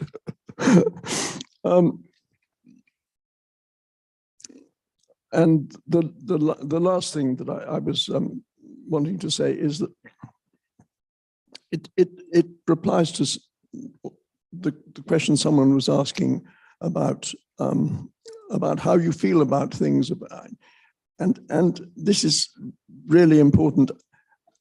So I'll tell you something that I found very, very useful. If you're a nervous person, and I am, and if you worry about things, try and diffuse it like this. If you don't know what's going to happen, oh God, it may be a mess, I'm not properly prepared and all the rest of it, say to yourself, well, never mind. Whatever happens, there will be something to learn.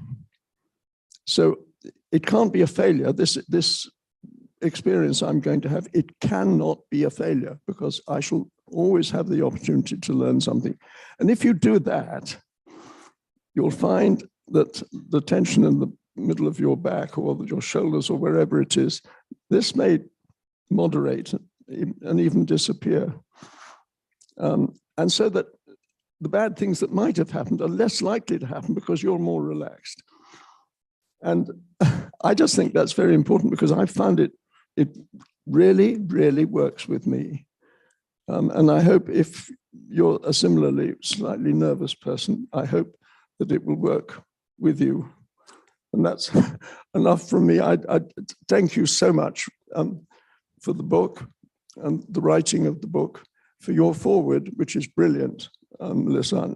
I love the foreword that you've written for the latest version of this, because it's being. Are you going to say anything about this? Because it's being. This is the old one, is it? I mean, it's on open access, isn't it? It's now open access. Anyone can download it anywhere in the world. The forward is separate, but you can also download that. And the collected works of Robert Chambers are still available on the Open Docs website. So for all you students out there, there's plenty to read. But enduring insights that I think are going to carry generation after generation of students. You know, I mentioned that I was given this by Gordon Conway in the mid-1980s. 40 years later, I think there's a lot of material in here that is still relevant to a very different context. These questions about complexity, about systems that Sam mentioned, about non-linearity, about uncertainty, about engagement, about rooting ourselves in places are just as relevant now as they were 40 years ago, perhaps more relevant in the context of climate change, in the context of the turbulence that we faced through the pandemic and so on. So for me, your work continues and will continue forward. And I hope students here and students online will also, dip in. You don't have to read everything Robert has ever written, so but at least dip into some of the stuff. A lot of students, they only look at stuff that was published in the last couple of years. Dig back, it's good stuff, and you can get lots and lots of insights which will carry us forward. So thank you, Robert. Well, thank you.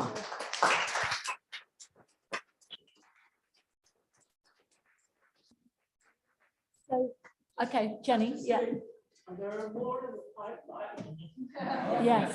There are more books. More books in the pipeline, yeah.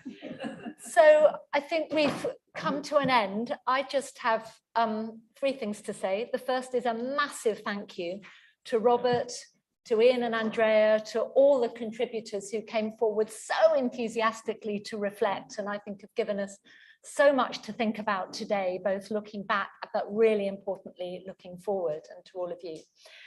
The second is about the spirit in which we go forward. And this word fun has come up a lot today, and I'm really pleased that it has. I have a bit of a mantra that I roll out usually to students. As IDS director, I get to meet all our new students when they come. And at the end of my little spiel, I say, I've got to the age that I am now, and I've decided there are only ever 3 reasons for doing anything in life. They either have to be interesting, or important, or fun. And the best things are all 3 of those at the same time. And then I wish that their time at IDS and beyond can be interesting, important, and fun. And I think Robert has shown us today that one's life can continue to be all of those things. I would like to say that I find directing IDS interesting, important, and fun on a good day. Can't say all the days are good days, but it's a privilege. And one of the privileges and the fun bits is actually working with colleagues like Robert and everybody else. So that's a big thank you there for making my life as director interesting, important, and fun as well. And then the final thing to say is, there's been a little bit of a subtext in this meeting, which a couple of people, notably Louise, will have words later about that, have leaked out, which is that there's a fairly special birthday going on in the next couple of days. When we decided to have this Celebrating Robert Chambers Week, I was told very strictly that this could be nothing to do with a birthday. So it has not been mentioned. I was told 2 things. It has to be forward-looking and nothing to do with a birthday. So it's nothing to do with a birthday. But nonetheless, let's now acknowledge it. Happy birthday, Robert. And I'd like to invite everybody here who's in the room, and in fact, some other IDS staff, to join us downstairs for refreshments and tea, which is not a birthday tea. It was never meant to be, but it can be just a tiny bit around the corner. So thank you all, and please join us downstairs in the IDS bar and kitchen. And sorry we can't ask our online audience to join us, but have a great rest of the day or night, wherever you happen to be. Thank you all so much.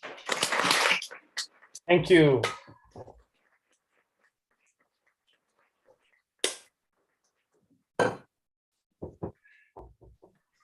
Tommy? Oh, okay, one more thing for those still in the room. For those still in the room. Okay. I forgot to slip this in, but anyway, it's something to take away. There's a book that I wrote with this rather corny title, Whose Reality Counts, putting the first last. And when it was published, it came out this color. And 2 people were overheard in the shop. And one of them said, "That's a funny color." And the other person said, "Well, yes, it's the color of bullshit." And the other one said, "Well, not bullshit in my experience." So the first person said, "Well, perhaps the bull wasn't very well." And the publishers heard this, and they did another one, this color. And all I can say is that the condition of the bull is terminal.